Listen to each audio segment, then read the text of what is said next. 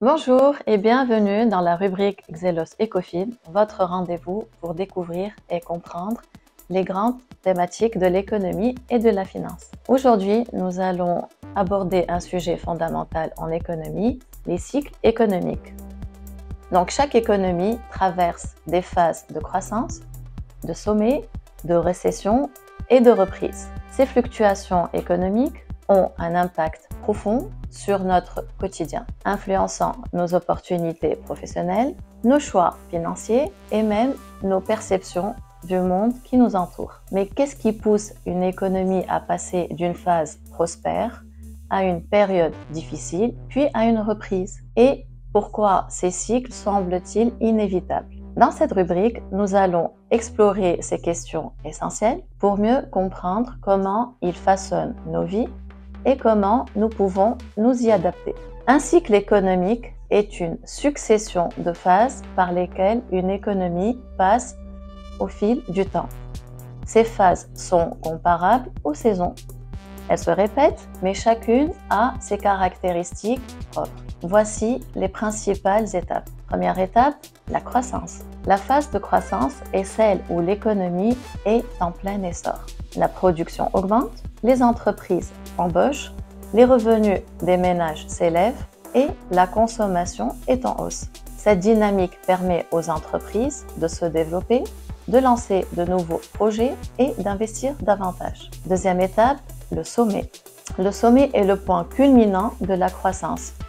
L'économie fonctionne à plein régime, mais c'est aussi souvent le moment où les premiers signes de surchauffe apparaissent. Cela peut se manifester par une inflation accrue, une hausse excessive des prix des actifs ou des marchés trop optimistes. Troisième étape, la récession. Pendant une récession, tout ralentit. La production diminue, le chômage augmente et les consommateurs deviennent plus prudents, réduisant ainsi leurs dépenses. Cette phase est souvent marquée par une perte de confiance en l'économie et des difficultés économiques importantes. Quatrième et dernière étape, la reprise.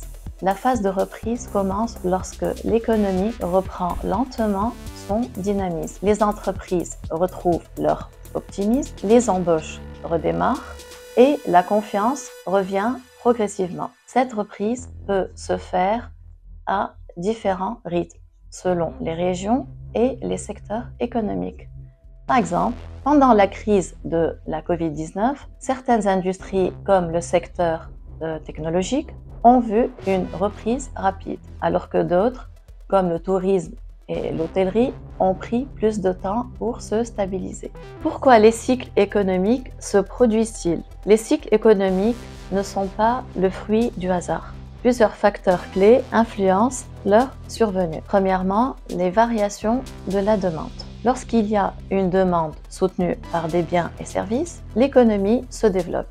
Cependant, une perte de confiance ou des changements imprévus peuvent entraîner une baisse significative de cette demande. Un exemple récent est celui de la pandémie de Covid-19, où le confinement a complètement interrompu de nombreuses activités économiques. La demande de services essentiels a baissé, entraînant une récession mondiale. Deuxième point, les politiques économiques. Les gouvernements et la Banque centrale ont un rôle important dans la régulation de l'économie. Les politiques telles que l'augmentation ou la diminution des taux d'intérêt, les aides économiques ou la régulation des marchés influencent directement la vitesse et la profondeur des cycles.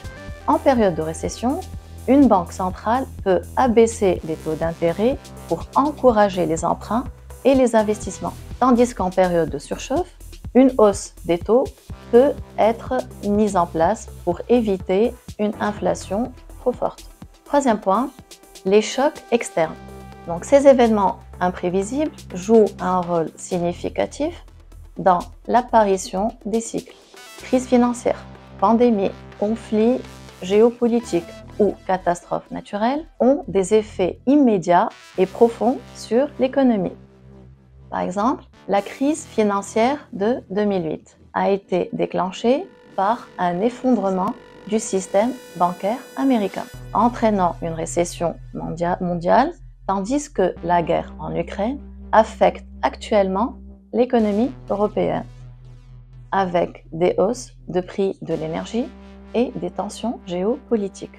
Quel est l'impact des cycles économiques sur nos vies? Donc, les cycles économiques ont un impact direct sur nos vies quotidiennes. En période de croissance, tout semble aller mieux. Les entreprises embauchent davantage. Cela se traduit par plus d'opportunités d'emploi et des revenus qui augmentent. Les salaires progressent, ce qui soutient la consommation et encourage les investissements, et les investissements prospèrent, que ce soit dans l'immobilier, les actions ou d'autres actifs financiers. Cependant, en période de récession, la situation devient plus complexe. Les licenciements se multiplient, ce qui entraîne une augmentation du chômage. Les revenus stagnent ou diminuent, limitant la capacité des ménages à dépenser, et les entreprises réduisent leurs investissements, craignant ainsi l'incertitude économique. Ces fluctuations économiques peuvent aussi affecter le bien-être psychologique. Pendant une récession, l'incertitude et la peur de l'avenir dominent, incitant les individus à adopter des comportements plus prudents en matière financière. Comment se préparer face aux cycles économiques? Donc, comprendre les cycles économiques est essentiel pour anticiper et s'adapter. Voici quelques conseils pratiques.